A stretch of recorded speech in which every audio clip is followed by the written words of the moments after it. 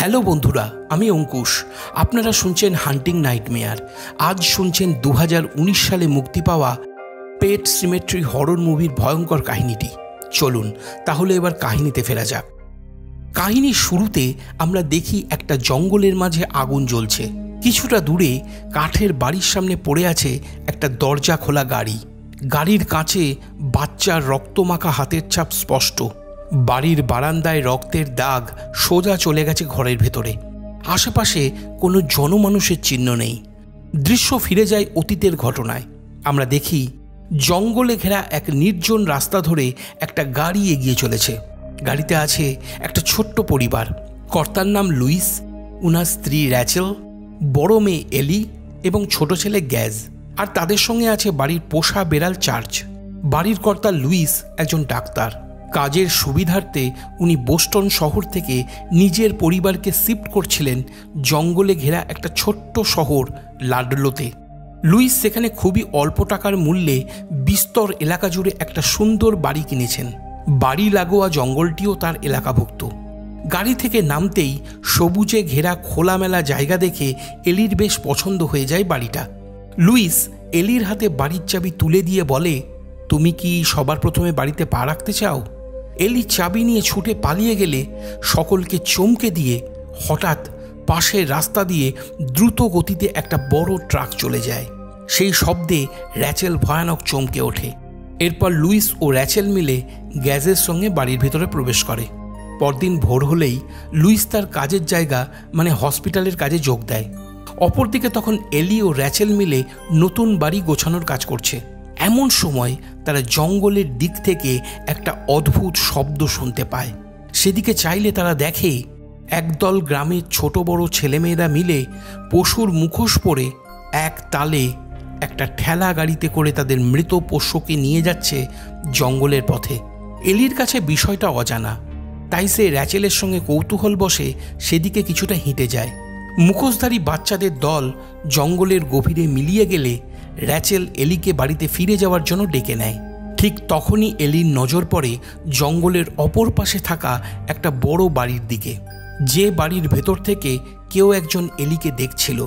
বাড়িতে ফিরে টিভিতে কার্টুন দেখার সময় এলির মন চলে যায় সেই জঙ্গলের দিকে, যেদিকে মুখোশধারী বাচ্চারা এগিয়ে গিয়েছিল। তাই যখনই কাজের মধ্যে র্যাচেল ব্যস্ত হয়ে পড়ে, ঠিক সেই সুযোগে এলি বাড়ি থেকে পালিয়ে সেই জঙ্গলের দিকে ছুটে যায়। কিছুটা যেতেই সে জঙ্গলের মধ্যে একটা অদ্ভুত নির্জন স্থানে গিয়ে পৌঁছায়, যেখানে একটা কাঠের জিসাস ক্রসের উপর লেখা পেট সিমেট্রি, অর্থাৎ পোষ্যদের কবরস্থান। এলি সেদিকে এগোলে দেখে চারিপাশে ছড়িয়ে ছিটিয়ে আছে অসংখ্য কবর। কবরস্থানের একপাশে কাঠের স্তূপ করা একটা উঁচু দেওয়াল।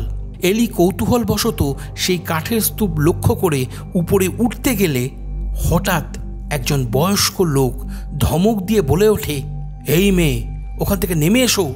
এলি ভয়ে নিজেকে সামলাতে না পেরে হোঁচট খেয়ে নিচে পড়ে যায়। তার পায়ে কাঁটা বিঁধে যায়। লোকটি এগিয়ে এসে এলির পা থেকে সেই কাঁটা বের করে দিয়ে সেই স্থানে মাটি লাগিয়ে দেয় ও বলে, তোমার পায়ের ক্ষতস্থান তাড়াতাড়ি সেরে উঠবে। বয়স্ক লোকটির নাম জ্যাকসন ক্র্যান্ডেল। জঙ্গলের মাঝে এলি যে বাড়িটাকে দেখেছিল উনি সেই বাড়ির মালিক। এলি প্রশ্ন করে জানতে চায় এই জায়গাটা কিসের। জ্যাকসন বলে, এটা হলো গৃহপালিত পশুদের সমাধিস্থল, মানে পোষা প্রাণীর কবরস্থান। প্রতিটা কবরের উপর দেখবে একটা করে পশুর মুখোশ ঝোলানো আছে, যা সেই পশুটিকে চিহ্নিত করতে সাহায্য করে। অনেক বছর ধরেই পুরো শহরের লোকেরাই এই জায়গাটা কবর দেওয়ার জায়গা হিসাবেই ব্যবহার করে আসছে। এই কথা বলে জ্যাকসন একটা কবর দেখায় ও বলে, এই কবরে আমার কুকুর বিফারকে রাখা আছে। সত্যি বলতে বিফারের ঘ্রাণ শক্তি অসাধারণ ছিল। ঠিক সেই মুহূর্তে র্যাচেল তার মেয়ে এলিকে খুঁজতে সেখানে আসলে জ্যাকসনের সঙ্গে তার পরিচয় হয়। জ্যাকসন বলে, এই জঙ্গলে আপনার মেয়েকে কখনো একলা ছাড়বেন না। এখানে ঘোরাঘুরি করাটা নিরাপদ নয়। যে কেউ এখানে অনায়াসেই হারিয়ে যেতে পারে। র্যাচেল এলিকে নিয়ে চলে যেতেই জ্যাকসন সেই কাঠের স্তূপের ওপার থেকে এক অদ্ভুত ভয় ধরানো ফিসফিসানি শব্দ শুনতে পায়। রাতে লুইস বাড়ি ফিরলে এলি জঙ্গলের মাঝে থাকা পেট সিমেট্রির কথা তাকে জানায় ও বলে, আমাদের পোষা প্রাণীগুলো মানুষের সমান বাঁচে না কেন? উত্তরে লুইস বলে, সবই হলো সময়ের হিসেব। আমরা ধীরে ধীরে বেড়ে উঠি, তাই আমরা বাঁচিও বেশি দিন। অন্যদিকে কুকুর বা বেড়াল, তাদের শরীরের পরিবর্তন খুব দ্রুত হয়, তাই তারা মারাও যায় তাড়াতাড়ি। তবে সবাই একদিন মরবে, আর তাদের জায়গা হবে কবরস্থান। পোষা প্রাণীগুলোকে মনে রাখার জন্য একটা জায়গায় কবর দেওয়া হয়, আর সেই জায়গাটাই হচ্ছে পেট সিমেট্রি। শুনে হয়তো ভয় পাচ্ছ, কিন্তু এগুলো সম্পূর্ণ প্রাকৃতিক ব্যাপার। মৃত্যু আমাদের জীবনের একটা অংশ। সেই কথা শুনে এলি তার মায়ের দিদির মৃত্যুর প্রসঙ্গ তুলে ধরে। সে বলে, মা, তাহলে তোমার দিদি এত ছোটবেলাতেই কেন মারা গেল? কথাটা শুনতেই র্যাচেল চুপ হয়ে যায়, কারণ তার দিদির মৃত্যুর ঘটনা তাকে ছোটবেলা থেকে এখনো পর্যন্ত মনে এক আতঙ্কের সৃষ্টি করে চলেছে। তখনই আমরা একটা ফ্ল্যাশব্যাকের দৃশ্য দেখতে পাই। র্যাচেল যখন ছোট, তখন তার একটা দিদি ছিল, যার নাম ছিল জেলডা। জেলডা স্পাইনাল ম্যানেঞ্জাইটিস রোগে ভুগছিল, যে কারণে সে চলাফেরা করতে পারত না, আর সে মানসিক ভারসাম্যহীন ও কিছুটা অদ্ভুত আচরণ করত। একদিন যখন র্যাচেলের বাবা মা বাড়ির বাইরে ছিল, তখন র্যাচেলের দায়িত্ব পড়েছিল জেলডার খাবার তার ঘরে পৌঁছে দেওয়ার জন্য। এদিকে র্যাচেল যেহেতু তার দিদি জেলডার আচরণে ভয় পেত, তাই সে দিদির খাবার নিজে উপরের ঘরে পৌঁছে না দিয়ে ঘর লাগোয়া ডাম ওয়েটারের সাহায্যে উপরের ঘরে পাঠিয়ে দেয়। ডাম ওয়েটার হলো এক ধরনের ছোট্ট লিফট, যার সাহায্যে খাবার এক জায়গা থেকে অন্য জায়গায় পাঠানো যায়, যেটা একাধিক ফ্লোরের সঙ্গে যুক্ত থাকে। যেহেতু ডাম ওয়েটার মানুষের ওজনকে ক্যারি করতে পারে না, তাই সেই রাতে জেলডা খাবার নেওয়ার সময় ওই ডাম ওয়েটারের মধ্যে যখন ঢুকে পড়ে, তখন সেটা ভেঙে পড়ে তার মৃত্যু হয়। র্যাচেলের বাবা মা ডাম ওয়েটার ব্যবহার করতে বারণ করেছিল, কিন্তু র্যাচেল সেই কথা শোনেনি, এবং র্যাচেল দিদির ওই রকম ভয়ঙ্কর অবস্থা দেখে ছোটবেলা থেকেই মনে মনে চাইতো দিদি যেন মারা যায়। এরপর সেই অ্যাক্সিডেন্টে দিদির মৃত্যু হলে র্যাচেল তখন থেকে তার দিদির মৃত্যুর জন্য নিজেকেই দোষী মনে করতে থাকে। পরদিন হসপিটালে ভিক্টর প্যাসকাও নামে একজন স্কুল ছাত্রকে আনা হয়, যার সদ্য অ্যাক্সিডেন্ট হয়েছে। ভিক্টর স্কেটিং করছিল, আর তখনই একটা গাড়ি এসে একেবারে তাকে থেঁতলে দিয়েছে। ভিক্টরের অবস্থা এতটাই গুরুতর ছিল যে তার মাথা ফেটে ব্রেনের এক অংশ বাইরে বেরিয়ে এসেছিল। লুইস আপ্রাণ চেষ্টা করে ভিক্টরকে বাঁচানোর, কিন্তু অল্প সময়ের মধ্যে সে মারা যায়। লুইস হতাশ হয়ে রক্তমাখা হাতের গ্লাভস খুলে রাখতেই হঠাৎ রুমের লাইট ব্লিঙ্ক করতে শুরু করে। ঠিক সেই মুহূর্তে লুইস দেখে ভিক্টর বিছানার উপরে উঠে বসেছে, যা দেখে লুইস চমকে উঠে পিছিয়ে যায়। ভিক্টর বলে, কাঠের বাঁধটা কোনোভাবেই অতিক্রম করা যাবে না। তখনই সেখানে নার্স চলে এলে লুইসের চমক ভেঙে যায়। সে দেখে ভিক্টর মৃত অবস্থায় পড়ে আছে। রাতে বাড়ি ফেরার সময় লুইস সিগন্যালে আটকে পড়লে হসপিটালের ঘটনা নিয়ে সে ভাবতে থাকে। একসময় সিগন্যাল সবুজ হতেই সে এগোতে যাবে, এমন সময় তার গাড়ির সামনে দিয়ে তীব্র গতিতে ছুটে যায় সেই ট্রাকটা, যে ট্রাককে আমরা কাহিনীর শুরুতেও দেখেছিলাম। অল্পের জন্য সে অ্যাক্সিডেন্টের হাত থেকে প্রাণে বেঁচে যায়। বাড়িতে ফিরে লুইস তার পোষ্য বেড়াল চার্চের সঙ্গে হতাশভাবে বসে থাকে। সেই দেখে র্যাচেল প্রশ্ন করলে লুইস হসপিটালে ঘটে যাওয়া ভিক্টর প্যাসকাওয়ের অ্যাক্সিডেন্টের কথা তাকে জানায়, আর আরও বলে যে আশ্চর্য বিষয় হলো ভিক্টর আমার নাম জানত, কিন্তু কিভাবে? এরপর লুইস সেই প্রসঙ্গ এড়িয়ে যায়। পরদিন ভোর হলে এলি জ্যাটসনের বাড়িতে যায় দেখা করতে। বাড়িতে জ্যাটসনকে দেখতে না পেয়ে সে বাড়ির জিনিসপত্রগুলোকে নেড়েচেড়ে দেখতে থাকে। তখনই সেখানে জ্যাটসন চলে এলে লুইস টেবিলে রাখা একটা ছবি দেখিয়ে জানতে চায়, উনি কি জ্যাটসনের স্ত্রী? উত্তরে জ্যাটসন বলে, হ্যাঁ, আমার স্ত্রীর নাম নর্মা, সে অনেক দিন আগেই মারা গেছে। সেই কথা শুনে এলি বলে, তাহলে তো উনি স্বর্গ থেকে নিশ্চয়ই সবই দেখছে। জ্যাটসন বলে, তোমার কি তাই মনে হয় এলি? এরপর এলি জ্যাটসনকে নিমন্ত্রণ করে বলে তার পোষ্য বেড়াল চার্চের সঙ্গে দেখা করতে সে যেন তাদের বাড়িতে আসে। রাতে জ্যাটসন নিমন্ত্রণ রক্ষা করতে এলে বলেই ফেলে অনেক দিন পর সে কোনো নিমন্ত্রণ পেয়ে খুবই খুশি। শেষ কবে যে এত সুস্বাদু খাবার খেয়েছিল নিজেরই মনে নেই। র্যাচেল জিজ্ঞাসা করে, আপনি কতদিন হলো এখানে আছেন?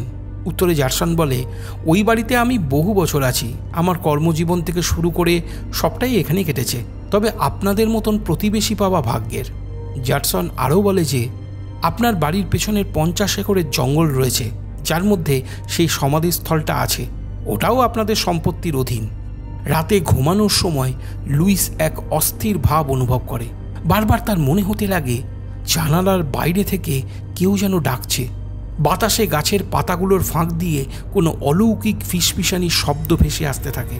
লুইস বিছানা ছেড়ে জানালার সামনে দাঁড়াতেই হঠাৎ পিছন থেকে ভিক্টরের আত্মা বলে ওঠে, ডাক্তার, আমার সাথে এসো। লুইস সেই ডাকে সাড়া দিয়ে মন্ত্রমুগ্ধের মতন হেঁটে রুমের দরজা খুলে বাইরে চলে যায়। বাইরে আসতেই দেখে জঙ্গলের মাঝে সে একটা জায়গায় দাঁড়িয়ে আছে। সামনে কুয়াশার মধ্যে দিয়ে ভিক্টর এগিয়ে যাচ্ছে। ও বলছে, ডাক্তার, তুমি যেমন আমায় সাহায্য করেছিলে তেমনি আমার এখন সময় এসেছে তোমাকে সাহায্য করার। লুইস হাঁটতে হাঁটতে জঙ্গলের মাঝে সেই পেট সিমেট্রির এলাকায় পৌঁছালে ভিক্টর বলে, এটাই সেই জায়গা যেখানে মৃতরা বিশ্রাম নেয়। কোনো দিন এখানে ভুলেও আসবেন না, এখানে মৃতরা হেঁটে বেড়ায়। এরপর লুইস সেই কাঠের স্তূপের উপর উঠতে গেলে হঠাৎ সেই স্তূপের ভেতর থেকে ভিক্টরের হাত বেরিয়ে এসে লুইসের পা চেপে ধরে চিৎকার করে বলে ওঠে, এখানেই থেমে যাও, এই জমি অভিশপ্ত। ঠিক তখনই গেজের হাঁকডাক শুনে লুইসের ঘুম ভাঙে। এর মানে লুইস এতক্ষণ স্বপ্ন দেখছিল। সে চাদরটা সরিয়ে নামতেই যাবে, তখনই তার নজর যায় পায়ের দিকে। সে দেখে তার পায়ে কাদা লেগে আছে। তাহলে কি সত্যি সে রাতে পেট সিমেট্রিতে গিয়েছিল? তখনই র্যাচেল ঢুকলে লুইস নিজের পা চাদরের নিচে লুকিয়ে নেয়। র্যাচেল বলে, কি ব্যাপার, অনেকদিন পর এত বেলা পর্যন্ত ঘুমালে? কথাটা শুনতেই লুইস কি বলবে ভেবে পায় না। সেদিন ছিল হ্যালোউইন ডে, তাই বাচ্চারা ভূত সাজবে বলে এলির বন্ধুরা ডাকতে আসলে হঠাৎ জার্ড ইশারা করে লুইসকে ডেকে নেয়। লুইস জার্ডের কাছে গেলে সে দেখায় রাস্তার ধারে তাদের প্রিয় বেড়াল চার্চ মৃত অবস্থায় পড়ে আছে। জার্ড বলে, এটা নিশ্চয়ই ওই দ্রুত ছুটে যাওয়া ট্রাকের কাজ। এর আগে যতগুলো অ্যাক্সিডেন্ট হয়েছে সবই এই ট্রাকের জন্য। তখনই সেখানে এলি আসলে তারা বেড়ালটাকে লুকিয়ে ফেলে, কারণ ও যদি জানতে পারে চার্চ মারা গেছে তাহলে ভীষণ কষ্ট পাবে। তাই তারা এলিকে কোনো রকমে বুঝিয়ে সেখান থেকে পাঠিয়ে দেয়। এরপর জার্ড লুইসকে পরামর্শ দেয় যে আজ রাতের মধ্যেই এর একটা ব্যবস্থা করতে হবে। রাতে লুইস র্যাচেলকে চার্চের মৃত্যুর খবর জানালে তার মনের মধ্যে আবারও তার দিদির মৃত্যুর ব্যাপারটা মাথাচাড়া দিয়ে ওঠে। তারা ঠিক করে এলিকে চার্চের মৃত্যুর কথা না জানিয়ে বলবে সে কোথাও পালিয়ে গেছে। গভীর রাতে লুইস আর জার্ড বেরিয়ে পড়ে পেট সিমেট্রিতে চার্চকে কবরস্থ করতে। ঠিক তখনই কাঠের স্তূপের ওপার থেকে জার্ড আবার সেই অদ্ভুত আওয়াজ শুনতে পায়, যেন সেই শব্দ তাকে ডাকছে। জার্ড লুইসকে জিজ্ঞাসা করে, এলি চার্চকে খুব ভালোবাসত তাই না? আর তুমি নিশ্চয়ই এলিকে ভীষণ ভালোবাসো? উত্তরে লুইস ঘাড় নেড়ে জানায়, হ্যাঁ অবশ্যই, এটা তো চিরসত্য। জার্ড চার্চের মৃতদেহ প্লাস্টিক সমেত হাতে তুলে নিয়ে বলে, আমার সাথে এসো। এই কথা বলে সে দ্রুত সেই স্তূপের উপর চড়তে শুরু করে। পিছন থেকে লুইস বহুবার জিজ্ঞাসা করে, এখানে কবর দিলে অসুবিধা কি? কিন্তু জার্ড কোনো উত্তর দেয় না। তারা দুজনে কাঠের স্তূপ টপকিয়ে জঙ্গলের পথে এগোতে থাকে। চারদিকে তখন এক মায়াবী কুয়াশা তাদেরকে ঘিরে ধরেছে। লুইস টর্চ ঘোরাতেই দেখে সামনের গাছগুলোই এক অদ্ভুত সিম্বল আঁকা। আশপাশে যত গাছ রয়েছে সেগুলোতে একটাতেও পাতা নেই, সব শুকিয়ে জরাজীর্ণ হয়ে ভূতের মতন দাঁড়িয়ে রয়েছে। তখনই জঙ্গলের মধ্যে অজানা এক পশুর আওয়াজ ভেসে আসলে লুইস চমকে যায়। সে এমন আওয়াজ কোনোদিনই শোনেনি। এই সব কিছু উপেক্ষা করে তারা একসময় একটা জায়গায় গিয়ে পৌঁছায় যেখানে অজস্র পাথর স্তূপাকারে রাখা রয়েছে। জার্ডসন বলে, পাথর দিয়ে টিলা বানিয়ে এখানে চার্চকে পুঁতে দাও, তবে কাজটা কিন্তু তোমাকেই করতে হবে। একদিকে কুড়ুলের আঘাতে মাটি খোঁড়ার শব্দ হচ্ছে, আর অন্যদিকে মেঘের গর্জনে চারিপাশ কাঁপছে। চার্চকে কবর দেওয়া হলে জার্ডসন বলে, তুমি ভালো কাজ করেছো লুইস, আমি জানতাম তুমি কাজটা করে নেবে। পরদিন ভোর হলে লুইস ও র্যাচেল মিলে এলিকে বুঝিয়ে বলে, গতকাল তোমার বাবা ও জার্ডসন মিলে রাতে চার্চকে খুঁজতে বের হয়েছিল, আর তারা সব জায়গায় তন্ন তন্ন করে চার্চকে খুঁজে দেখেছে, তাকে কোথাও খুঁজে পায়নি। আর তাই আমরা ভাবলাম সে নিশ্চয়ই পালিয়ে গেছে। সেই কথা শুনে এলি বলে, গত রাতে সে আমার জানালার বাইরে ছিল। কথাটা শুনতেই লুইস চমকে যায়। সে লক্ষ্য করে ঘরের মধ্যে চার্চের কাদামাখা পায়ের চিহ্ন রয়েছে, যেটা প্রবেশ করেছে সামনের আলমারিতে। লুইস অবাক হয়ে আলমারি খুলতেই দেখে ভেতরে চার্চ বসে রয়েছে। তার গোটা গায়ে কাদা ও রক্ত লেগে তার স্বভাবে অনেক পরিবর্তন এসেছে। চার্চ আগে যতটা মিশুকে ছিল এখন সে ততটাই হিংস্র। র্যাচেল লুইসকে প্রশ্ন করে জানতে চায়, তুমি যে বলেছিলে চার্চ মারা গেছে, তাহলে বেঁচে উঠল কিভাবে? আসলে লুইসের কাছেও সেই প্রশ্নের কোনো উত্তর ছিল না। এরপর লুইস সোজা ছুটে যায় জারসনের বাড়িতে। সে সব কথা জানালে জারসন অবাক না হয়ে তাকে উল্টে বলে, তুমিই তো এটা চেয়েছিলে লুইস, যাতে চার্চ বেঁচে থাকুক। লুইস ভেবে পায় না তারা দুজনেই বিড়ালটাকে মৃত অবস্থায় দেখেছে, তাহলে চার্চ বাঁচল কি করে? জারসন বলে, দেখো লুইস, এই পৃথিবীতে এমন অনেক জায়গা রয়েছে যেটা তোমার আমার থেকে অনেক বেশি পুরনো, যার ব্যাপারে তোমার মতন ডাক্তার ও বিজ্ঞানীর কাছে কোনো সমাধান নেই। কেউ জানে না ওই পাথুরে জমিতে কি রয়েছে। শুধু মাথায় রেখো, কাল রাতে আমরা যা কিছু করেছি সব কিছু এলির কথা ভেবে। বাড়িতে ফিরে এসে লুইস ইন্টারনেটে লাডলো সিমেট্রির ব্যাপারে সার্চ করলে বেশ কিছু অদ্ভুত তথ্য জানতে পারে। এদিকে এলি চার্চের গায়ে লোম কাটতে গেলে হঠাৎ তার হাতে চার্চ আঁচড় দিয়ে পালিয়ে যায়। লুইস ব্যাপারটা সামলে নিয়ে এলির হাতে ফার্স্ট এড লাগিয়ে তাকে ঘুম পাড়িয়ে দেয়। রাতে লুইস র্যাচেলের সাথে কোয়ালিটি টাইম কাটানোর সময় হঠাৎ তারা এক ঝটকায় উঠে বসে। তারা দেখে বিছানার উপর চার্চ একটা পাখিকে মেরে তার মাংস খাচ্ছে। এই রকম স্বভাব কিন্তু কখনো তার আগে ছিল না। লুইস চার্চকে ধরতে গেলে সে আঁচড় দিয়ে ছুটে পালিয়ে যায় বেসমেন্টের দিকে। লুইস সেখানে পৌঁছালে অন্ধকার কোণ থেকে শুনতে পায় ভিক্টরের কণ্ঠস্বর। লুইস শব্দের উৎস লক্ষ্য করে এগিয়ে যেতেই দেখে সে জঙ্গলের ভিতর দিয়ে হেঁটে চলেছে, আর ভিক্টর সতর্ক বার্তা দিচ্ছে। সে বলছে, তুমি আর তোমার কাছের মানুষেরা ধ্বংসের মুখোমুখি দাঁড়িয়ে আছে, তোমার পরিবারের উপর ভীষণ বড় বিপদ আসতে চলেছে। আর তখনই লুইস দেখে সে নিজের অজান্তে সেই রাস্তায় পৌঁছেছে যেখানে দ্রুত গতিতে সেই ট্রাকটা ছুটে যায় মাঝে মধ্যেই। এমন সময় সেই ট্রাকের আলো এসে লুইসের মুখে পড়লে সে উল্টে পড়ে যায়। তখনই সে বুঝতে পারে এটাও তার ভ্রম ছিল। অপরদিকে পরিবারে অদ্ভুত সব ঘটনা ঘটে চলায় র্যাচেল নিজেও মানসিকভাবে অসুস্থ হয়ে পড়ে। তার বারংবার মনে পড়তে থাকে দিদির মৃত্যুর সময়টা। তাই সব কিছু ঠিক করার জন্য দুজন সিদ্ধান্ত নেয় এলির জন্মদিন খুব ভালোভাবে তারা পালন করবে, যেখানে তারা পুরনো বন্ধুবান্ধব থেকে শুরু করে আত্মীয় স্বজন সকলকেই নিমন্ত্রণ করবে। কিন্তু তারা তখনও জানতো না যে সামনে তাদের জন্য কি কঠিন সময়টাই না আসতে চলেছে। পরদিন লুইস দেখে চার্চ হিংস্র দৃষ্টিতে চেয়ে গেজের শোয়ার বিছানায় বসে আছে, আর গেজ ভয়ে কাঁদছে। লুইস কোনো রকমে গেজকে কোলে তুলে নিয়ে চলে যায়। এরপর সে আর সময় নষ্ট না করে জারসনের বাড়িতে যায় ও এই বিষয়ে কথা বলে।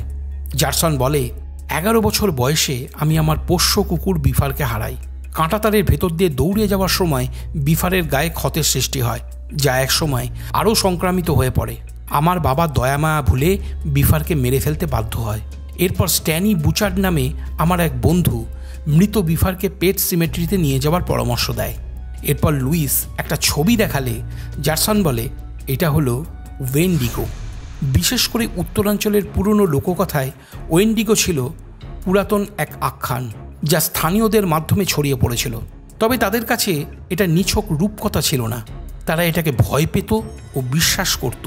এরপর লুইস বইয়ের পাতা উল্টালে সেই চিহ্নগুলোকে দেখতে পায় যা সে চার্চের মৃতদেহকে কবরস্থ করার সময় গাছের গুঁড়িতে আঁকা দেখেছিল। চিহ্ন প্রসঙ্গে জারসন বলে, এগুলোর মানে হলো একটা সতর্ক বার্তা। স্থানীয়রা পালিয়ে যাওয়ার সময় এগুলো এঁকে রেখে যায়। লুইস বলে, তারা পালিয়ে গেল কেন? উত্তরে জারসন বলে, কারণ ওখানকার আদিবাসীরা ওই জায়গার ক্ষমতা সম্পর্কে জানত। তারা এক অশুভ শক্তির উপস্থিতিকে অনুভব করতে পারত, আর তারা এটাও মনে করত যে ওখানকার গাছগুলো আদতে সেখানে ছিলই না। ধরে নাও ওখানকার মাটি ছিল অভিশপ্ত। তারা চলে যাওয়ার আগে ওখানে একটা উঁচু কাঠের দেওয়াল তৈরি করে দিয়ে যায়, যাতে কোনো মানুষ ওখানে যেতে না পারে। কিন্তু মানুষ সেখানে একসময় পৌঁছে যায়।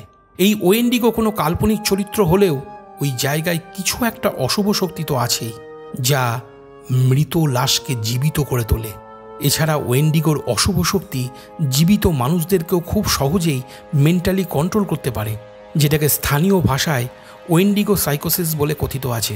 ওই অভিশপ্ত মাটিতে যদি কাউকে কবরস্থ করা যায় তাহলে সে মৃত্যুর পর ফিরে আসে ঠিকই, তবে তখন তার শরীরে থাকে ওয়েন্ডিগোর অংশ।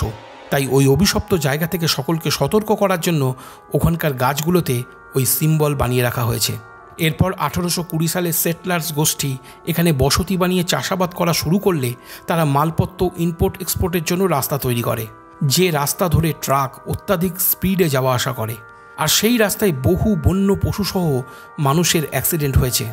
মনে করা হয় যে ওয়েন্ডিগো তার অশুভ শক্তির দ্বারা ট্রাক ড্রাইভারদের মাইন্ড কন্ট্রোল করে তাদেরকে দিয়ে পার্টিকুলার একটা জায়গায় পৌঁছালে গাড়ির গতি বাড়ানোর জন্য বাধ্য করে, আর তখনই অ্যাক্সিডেন্টগুলো ঘটে। তাই এই এলাকার লোকেরা ওখানে মৃত বন্য পশুদেরকে কবর দেওয়ার জন্য পেট সেমেট্রি বানায়। কিন্তু ক্রমেই ওয়েন্ডিগোর প্রভাব আশপাশের লোকজনের উপর পড়তে শুরু করলে তাদের মধ্যে কেউ একজন পেট সিমেট্রি টপকে ওয়েন্ডিগোর ভূমিতে তার পোষ্যকে কবরস্থ করে, এবং তারপর থেকে শুরু হয় এই প্রচলন। স্ট্যানি বুচার্ডের কথা শুনে যখন আমি আমার প্রিয় কুকুরটাকে ওখানে কবর দিয়েছিলাম, সে আবার ফিরে আসে। একদিন সে আমার মায়ের উপর হঠাৎ আক্রমণ করে বসে। তখন আমার বাবা তাকে দ্বিতীয়বার মেরে ফেলে। বিপ প্রথম থেকেই হিংস্র ছিল, কিন্তু চার্চ ছিল শান্ত স্বভাবের। তাই আমি ভেবেছিলাম চার্চের সাথে হয়তো কিছুটা আলাদা হবে। সেই কথা শুনে লুইস আবারও মনে করিয়ে দেয় চার্চ কিন্তু এখন এলিকেও আক্রমণ করেছে, সে বদলে গেছে। জাটসন বলে, একটা সত্যি কথা কি জানো লুইস, ওই জমিতে যে একবার গেছে তাকে ওয়েন্ডিগো বাধ্য করে দ্বিতীয়বার যেতে। আমার বড় ভুল হয়ে গেছে, বুঝলে, আমায় মাফ করো। এরপর লুইস বাড়ি ফিরে সিদ্ধান্ত নেয় যে চার্চকে ইঞ্জেকশন দিয়ে সে মেরে ফেলবে, কিন্তু সেটা সে করতে গেলেও পশু প্রেমের কারণে সে থেমে যায়। ফলে চার্চকে খাঁচায় বন্দি করে শহর থেকে বহু দূরে একটা নির্জন জায়গায় ছেড়ে দিয়ে আসে। যাই হোক, অবশেষে চার্চের প্রান্ত আর তাকে নিতে হলো না। দেখতে দেখতে এলির জন্মদিন উপস্থিত হয়।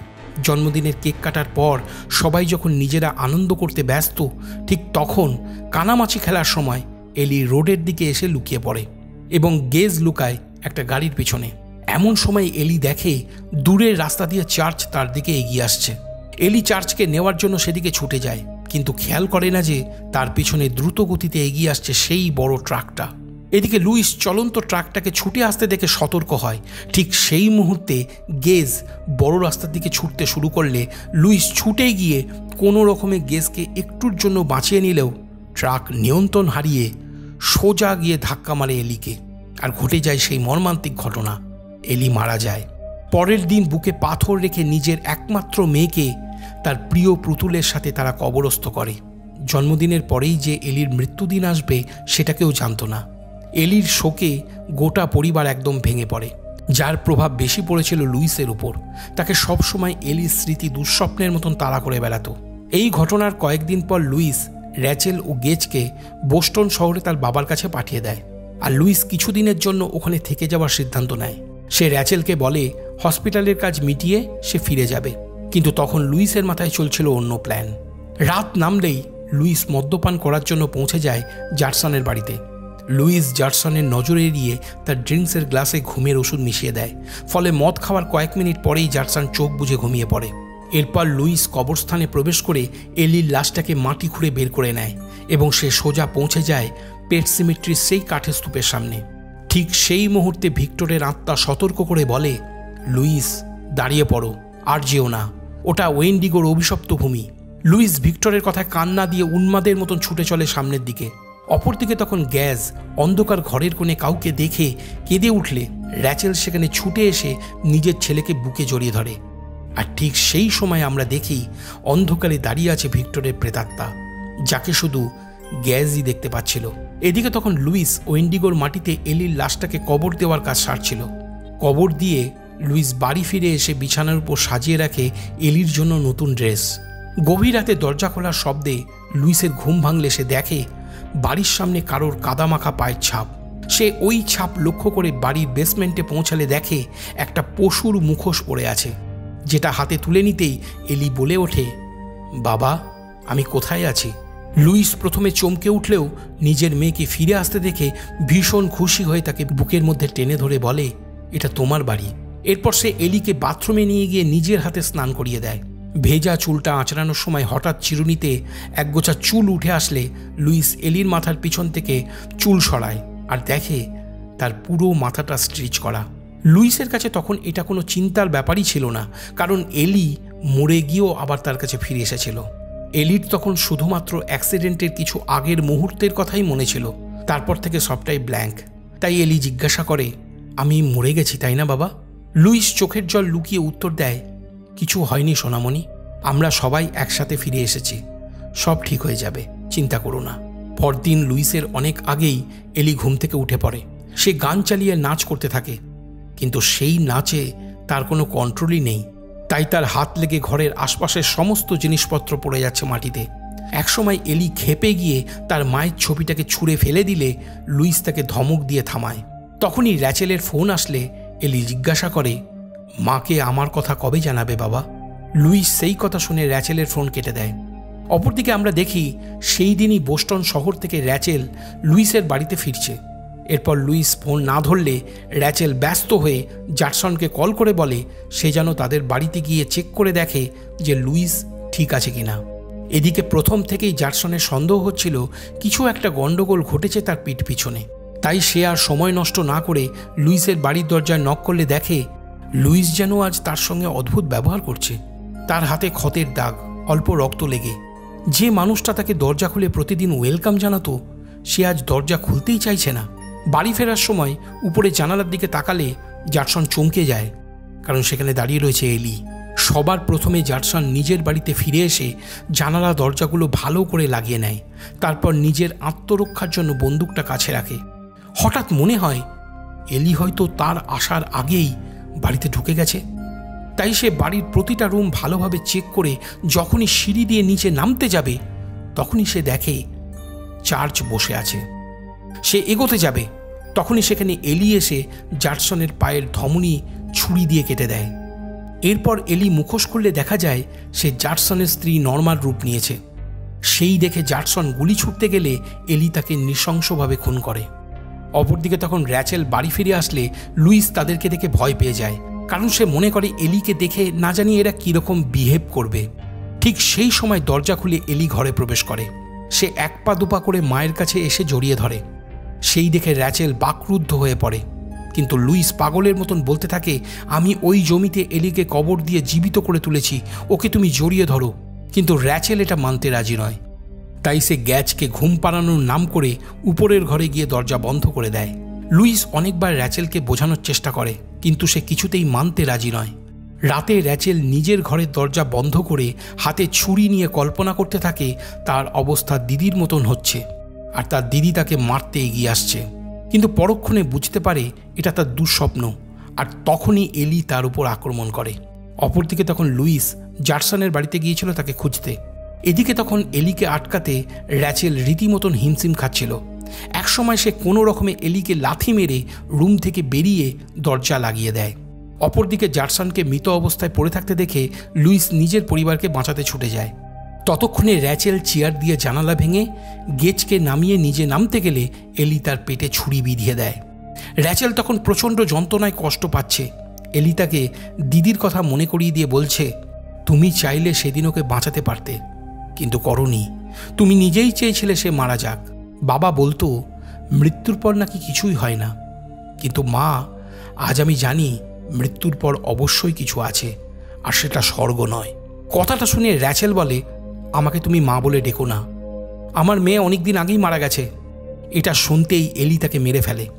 র্যাচেলকে বাঁচাতে লুইস রুমে ঢুকলে পিছন থেকে এলি মাথায় আঘাত করে তাকে অজ্ঞান করে দেয়। এরপর কতক্ষণ কেটে গেছে মনে নেই। লুইস কোনো রকমে উঠে বাইরে আসলে দেখে গ্যাজ গাড়ির মধ্যেই রয়েছে, কিন্তু র্যাচেল কোথায়? সে ছুটে চলে যায় জঙ্গলের দিকে। তখনই ঘন কুয়াশার মধ্যে থেকে এলির কণ্ঠস্বর শোনা যায়। সে বলছে, মা এখন মাটির তলায় আমাদের সাথে, যা কিছু হয়েছে সব কিছু তোমার কারণে। কথাটা শেষ হতেই পিছন থেকে এলি ছুরি হাতে আক্রমণ করে।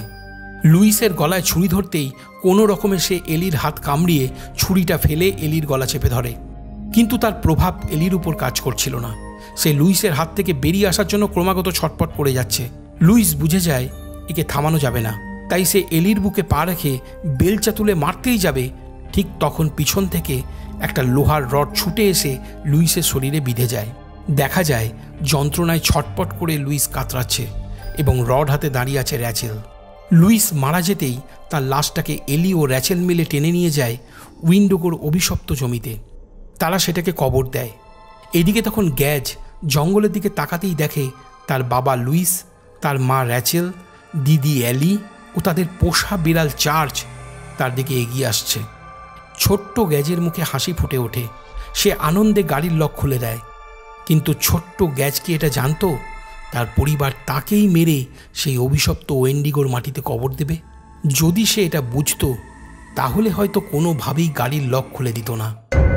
তাহলে তোমাদের কেমন লাগলো এই মুভির কাহিনীটা তোমরা আমাকে কমেন্ট করে জানিও।